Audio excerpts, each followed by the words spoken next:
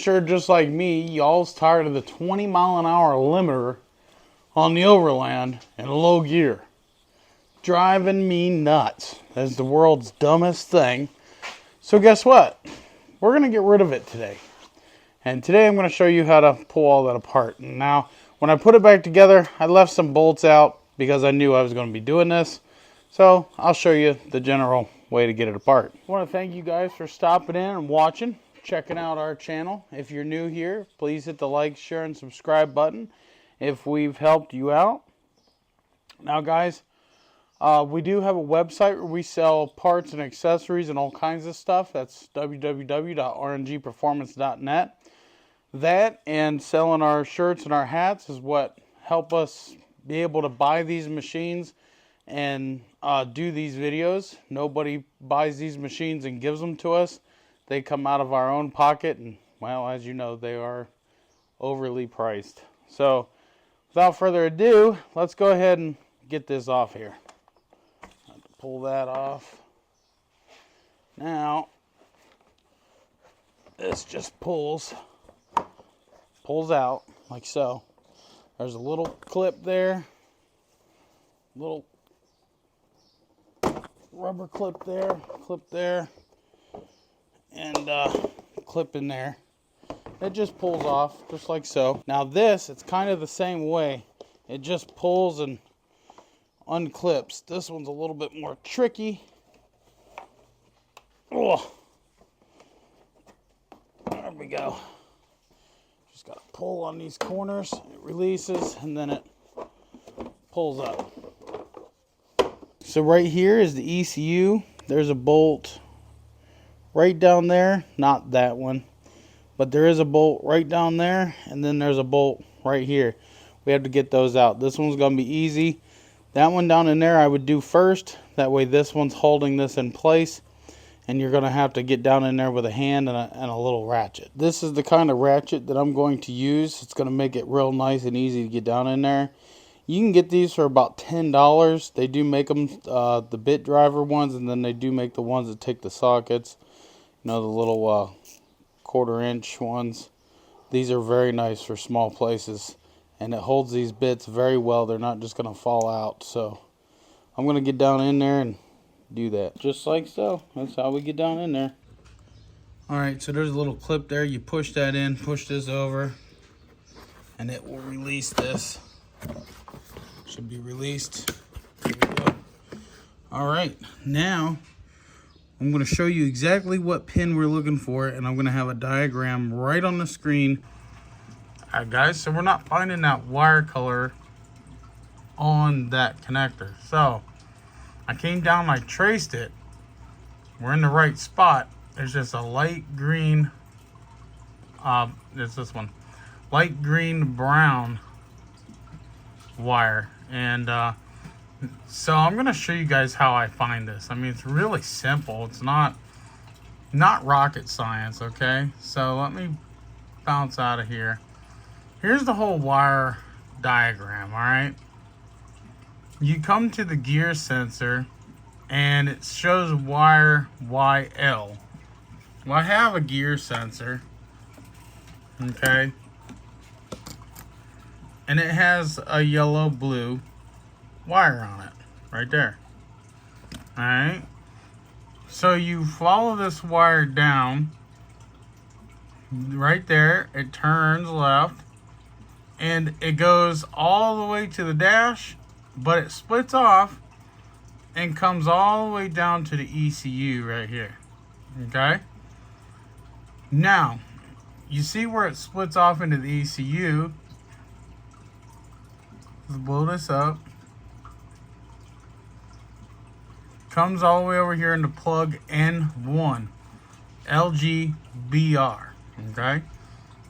So, you look at that diagram there, N1. Come all the way over here. You find LGBR. Right there. Light green brown. Now, what did we say? It was N1. So let's unblow this up a little bit. So here's the ECU plug that we were just looking at. Alright. So you find 1, which is right there. Then you find N, and you come all the way down to it. It's this one right here. That one right there, okay? That's the wire. That's the wire we're gonna cut, okay? And the reason we're cutting this is because it's gonna make the ECU think that it's in high. Because if you come up here and look, and this is exactly what I did for the Z950.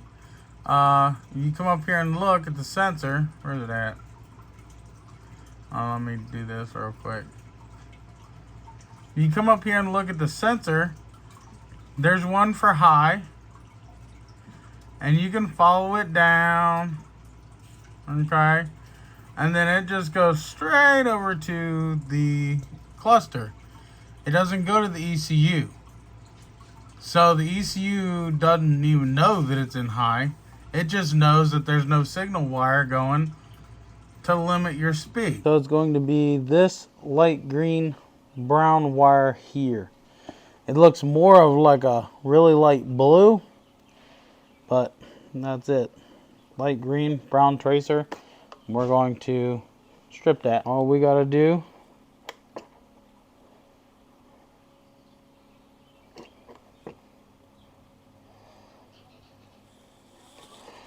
cut it right in half, buddy. Right in half.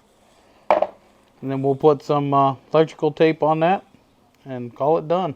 Alright guys, you guys are ready to see what that low speed limiter is going to do now that it's gone. One thing I want to explain to you though is this thing does need a raised rev limiter, because with my clutch kit it hits it way too fast and way too early. CFMOTO has it set at 7,400 RPM on the low speed, or on the rev limiter itself on the engine. So what we're going to have to do is, to see what it will top out at, we're going to have to keep it off that limiter until I can get that raised, because I want to raise it to at least 8,000. Why they put this limiter so low on this machine, I don't know. I'm sure it's some kind of safety regulations with the government or something like that. But nonetheless, you know, this has the same engine as the U-Force 1000, the Z950, the old Z-Force 1000, same engine. And they rev from the factory out to 7,800, which is plenty, because my clutch kit, it only lets it rev to 75, which is where we like it, but it can't get there because of the 74. So we're gonna keep it out of the limiter and see what it does. There's somebody else out here. Let's go down here and see about hitting some speed.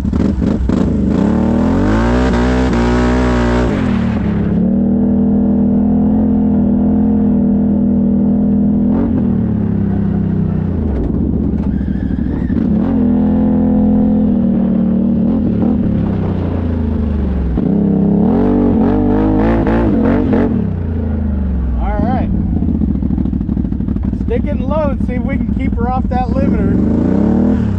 Let me watch the limiter.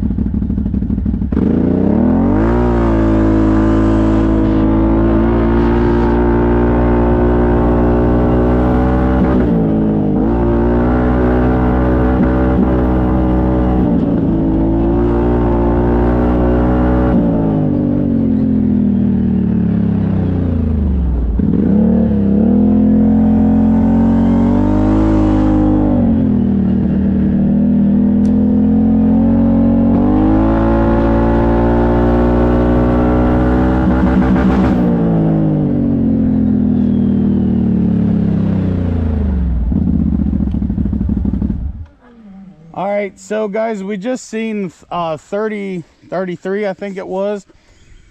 And I believe what we're gonna end up seeing is like what we see with my clutch kit and the limiter deleted on the side-by-sides. We can see 42 miles an hour on the side-by-side. So if we raise that limiter with an ECU tune, or like I'm doing some things to buy the programs and everything so I can raise the limiter myself.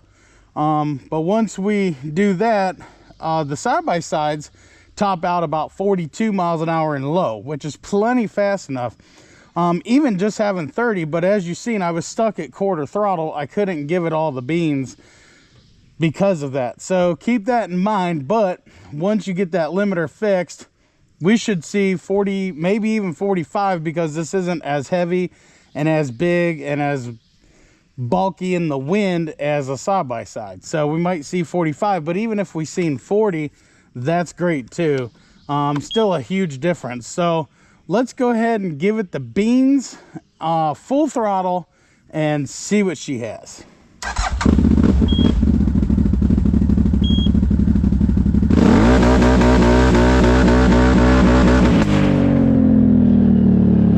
This is the all limiter, baby.